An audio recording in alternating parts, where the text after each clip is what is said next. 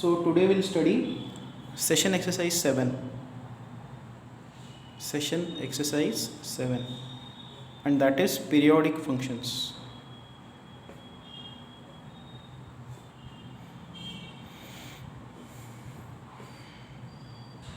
Now basic function से start करते हैं. y is equal to sine x.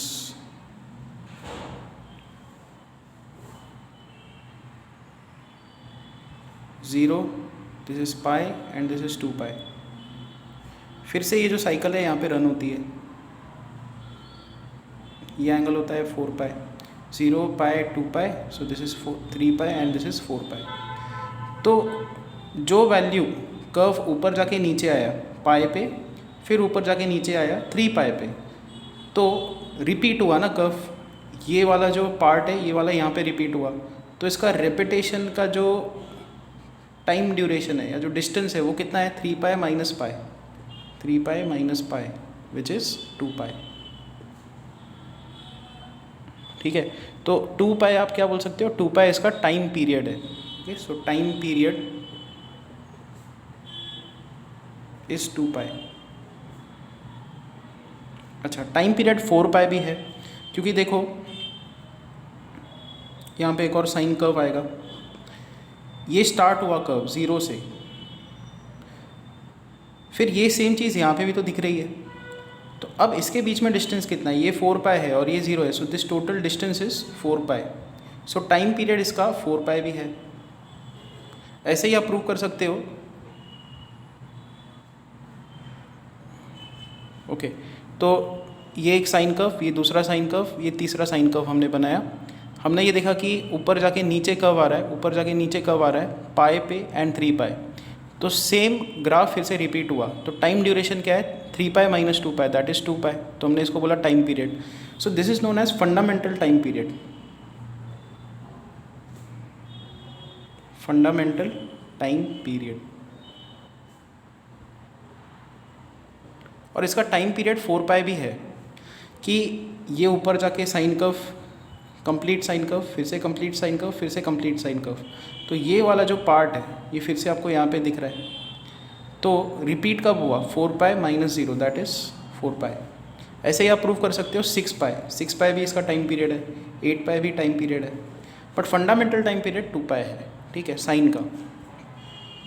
तो पीरियोडिक फंक्शंस ऐसे होते हैं, उसमें टाइम पीरियड होता है, basic time period, fundamental time period भी होता है, और उसके इंटीग्रल मल्टीपल्स भी होते हैं. ठीक है, तो अब देखते हैं फॉर्मल डेफिनेशन पीरियोडिक फंक्शन की क्या होती है. कि एफ ऑफ एक्स का वैल्यू अगर अकर हुआ फिर से F of x plus T पे, देखो यहाँ से आप क्या लिख सकते हो? साइन का वैल्यू किसी भी वैल्यू ऑफ एक्स के लिए it is equal to sine of x plus 2 pi. कि sine 0 and sine 2 pi plus 0, ये निकाल के देखो आप. Sine 0 is 0 and sine of 2 pi, देखो 2 पाई इज़ ऑल्सो 0, ये दोनों इक्वल है. मतलब x की कोई भी वैल्यू पुट करो, उसमें 2 पाई ऐड करोगे तो साइन के वैल्यूज़ आपको इक्वल मिलेंगे. तो F x is same as F of x plus T. What is T? T is the fundamental time period या सिंपली टाइम पीरियड.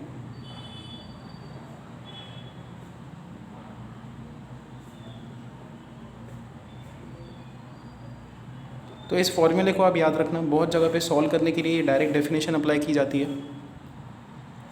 ना. इस एग्जांपल पे आते हैं. सॉल्व एग्जांपल जो दिया हुआ है, see f x is periodic and k is a positive number, real number, and such that f of x plus k plus f x is equal to 0. ये दिया हुआ है. Proof f of x is periodic. Proof करना है हमको f of x is periodic with period 2k. देखो हम लोग यहाँ से स्टार्ट करेंगे. एफ ऑफ एक्स प्लस के, ये है माइनस एफ ऑफ एक्स. ये गिवन रिलेशन है. एफ एक्स को हमने राइट साइड पे शिफ्ट कर दिया. एक्स को हम लोग रिप्लेस करेंगे एक्स प्लस के साथ. तो x plus K is equal to minus F of x plus K which is minus ना F of x plus K क्या है माइनस एफ एक्स, तो यहाँ पे आएगा माइनस एफ एक्स। तो यहाँ से हमको मिल रहा है f of x plus two k is equal to f x. F of x is equal to F of x plus t. ये अगर आप स्टैंडर्ड फॉर्मूले से कंपेयर करो इसको, तो यहाँ पे टी टाइम पीरियड का वैल्यू क्या है 2k। So time period is 2k या function is periodic with period 2k। हमने ये स्टडी किया है कि किसी भी नंबर को आप लिख सकते हो उसका GIF, उसका इंटीग्रल पार्ट प्लस उसका फ्रैक्शनल पार्ट। ओके, तो यहाँ से हम लोग फ्रैक्शनल पार्ट क्या लिख सकते हैं, फ्रैक्शनल पार्ट लिख सकते हैं x minus GIF of x। Fine, तो अब अगला क्वेश्चन यही है, सॉल्व एग्जांपल जो हमको देखना है, f of x which is x minus GIF of x, ये हमको प्रूव करना है, प्रूव इट इज़ पीरियोडिक, और उसका पीरियड भी हमको निकालना है। तो बाय डेफिनेशन क्या है, ये फ्रैक्शनल पार्ट ऑफ x है। फ्रैक्शनल पार्ट ऑफ x का हमने ग्राफ ड्रॉ किया हुआ है। 0 अगर आप x का वैल्यू लेते हो तो उसका फ्रैक्शनल पार्ट 0 है। 0.1 उसका फ्रैक्शनल पार्ट 0.1, 0.2 उसका फ्रैक्शनल पार्ट 0.2, 0.3 उसका फ्रैक्शनल पार्ट 0.3, 1 उसका फ्रैक्शनल पार्ट 0, 0.9 उसका फ्रैक्शनल पार्ट 0.9। तो फ्रैक्शनल पार्ट का जो ग्राफ है वो ऐसा दिखता है। 1 फिर 1 पे ऐसा ग्राफ बनता है, 2 पे फ्रैक्शनल पार्ट फिर से 0 हो जाता है, 1.9 का fractional part 0.9। So this peak value is 1, और ऐसा ग्राफ रिपीटेड है हर बार। This is how the graph is. Periodic function दिख रहा है, रिपीट हो रहा है, एक ही ग्राफ हर बार रिपीट हो रहा है। टाइम पीरियड कितना है, देखो ये ग्राफ यहाँ से ऊपर गया, फिर से ये ग्राफ यहाँ से ऊपर गया, तो टाइम पीरियड कितना है इसका, टाइम पीरियड है 1 unit. So it is periodic. ना इसको एक और तरीके से हम लोग कर सकते हैं, ये देखो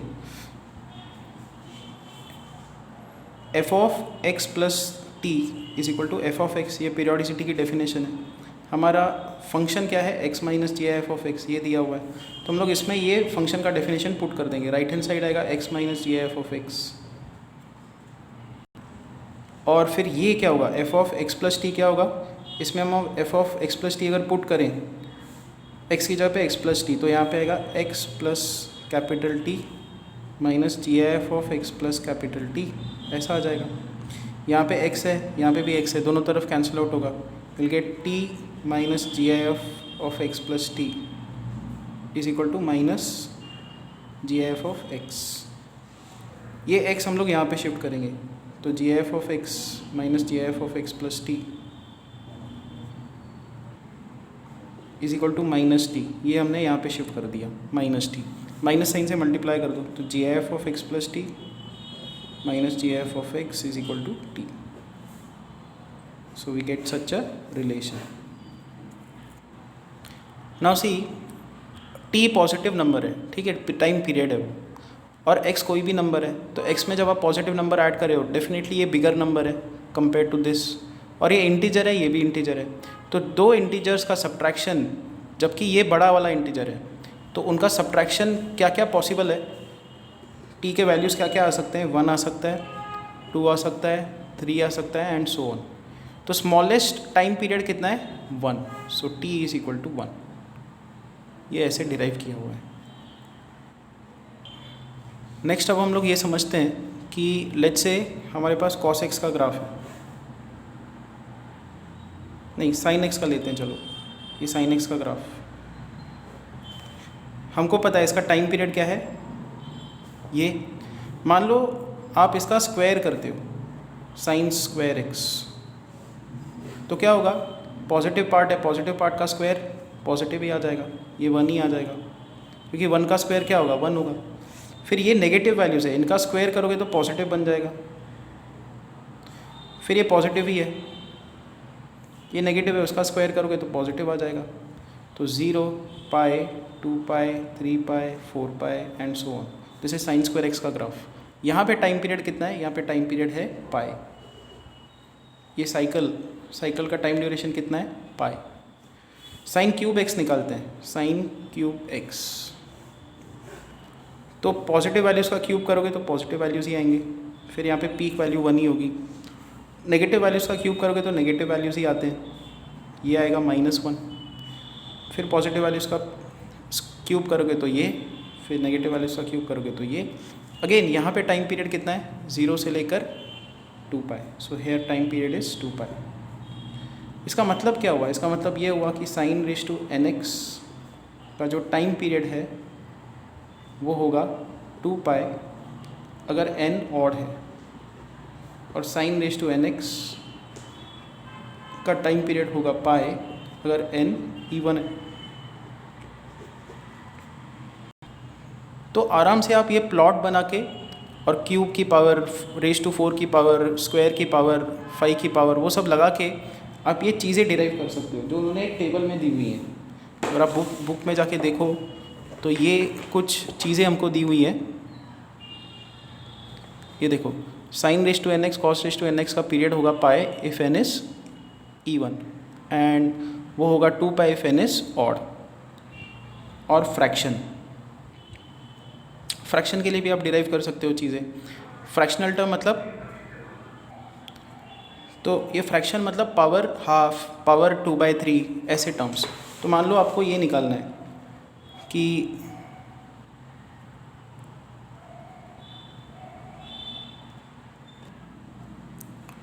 रूट ऑफ साइन एक्स, ये निकालना है।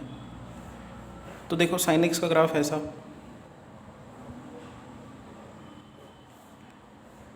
इसका अगर आप रूट निकालोगे तो पॉजिटिव का रूट तो एग्जिस्ट करेगा, नेगेटिव का रूट एग्जिस्ट नहीं करेगा, तो ये इसके डोमेन में ही नहीं आएंगे पॉइंट्स। फिर ये ग्राफ आएगा, फिर ऐसा ही ग्राफ आते जाएगा। सो this is 0 pi, 2 pi, 3 pi, 4 पाई, 5 पाई। देखो इसका क्या है टाइम पीरियड, जो ये वाला पार्ट है वो फिर से यहाँ पे दिख रहा है, तो 2 पाई। इसी तरीके से आप डिराइव कर सकते हो फ्रैक्शनल पावर्स के लिए। तो यहाँ पे देखो उन्होंने बोला है कि पीरियड होगा 2 pi if n is fraction. Okay, same इसी तरीके से आप डिराइव कर सकते हो ये वाला clause, tan raise to nx cot raise to nx। tan और कॉट का हमने ग्राफ देखा है, पावर 2 पावर 3 लगा के देखो कैसा ग्राफ आता है, आप देख सकते हो। ठीक है, इवन हो या ऑड हो n, इसका पीरियड हमेशा पाई ही रहता है। फिर mod of sine x, mod of cos x, इनका टाइम पीरियड होगा पाई। देखो कैसे, ये रहा साइन एक्स का ग्राफ आपके सामने, और इसका अगर आप मॉड निकालो, मॉड्यूलस निकालो, तो पॉजिटिव टर्म है तो मॉड्यूलस सेम आ जाएगा, नेगेटिव है तो मॉड्यूलस क्या करेगा, उसको पॉजिटिव में कन्वर्ट करेगा, फिर पॉजिटिव है तो पॉजिटिव ही रहेगा, नेगेटिव है तो फिर नेगेटिव। तो 0 पाई, 2 पाई, 3 पाई ऐसे ग्राफ्स आएंगे। तो ये पीरियोडिक है, इसका टाइम पीरियड कितना है, again pi. So this is mod of sine x, उसका टाइम पीरियड है पाई।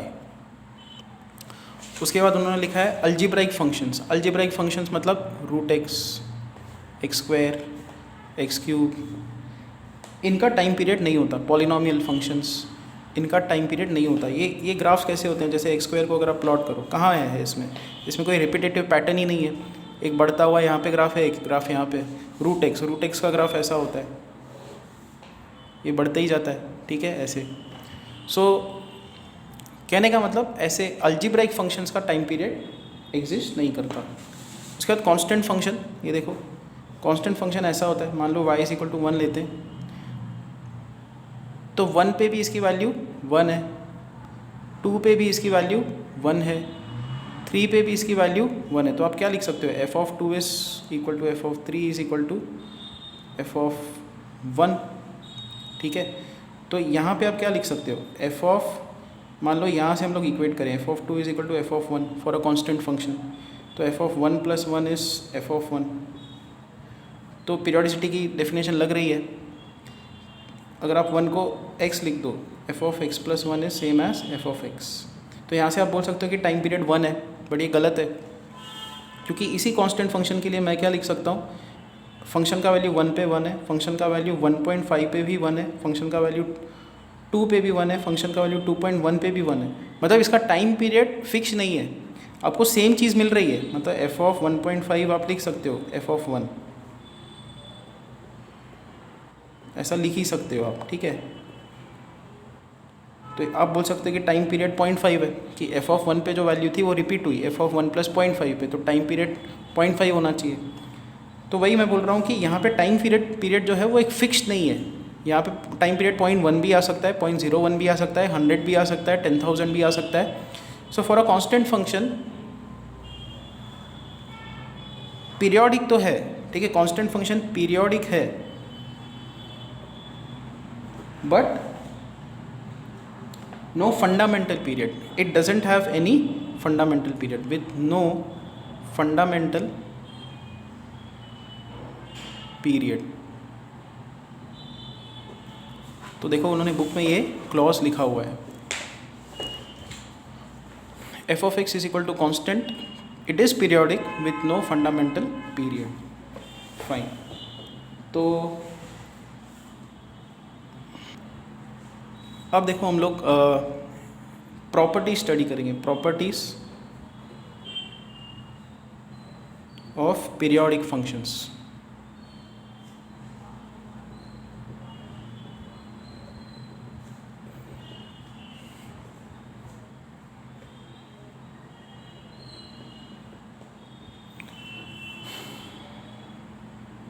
नाउ साइन एक्स को ही एग्जांपल पकड़ के चलेंगे। ये साइन एक्स का ग्राफ,